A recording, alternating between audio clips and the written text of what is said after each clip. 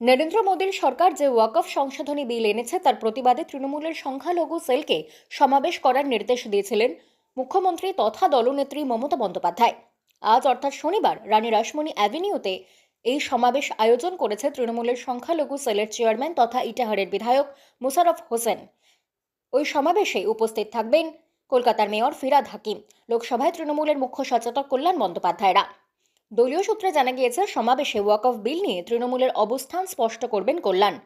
কেন্দ্রের আনা ওয়াকফ সংশোধনী বিল এখন যৌথ সংসদীয় কমিটির কাছে রয়েছে।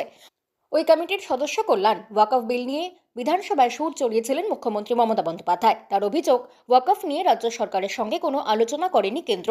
ভারত একটি ধর্মনিরপেক্ষ দেশ এবং সেই দেশে যুক্তরাষ্ট্রীয় কাঠামো রয়েছে। একথা স্মরণ করিয়ে দিয়ে মুখ্যমন্ত্রী জানিয়েছিলেন এই বিলের বিরোধিতা করবেন তিনি। সেই উদ্দেশ্যেই আজ এই সমাবেশ। বাংলা খবর, আপনার রাজনীতি, আপনার আওয়াজ।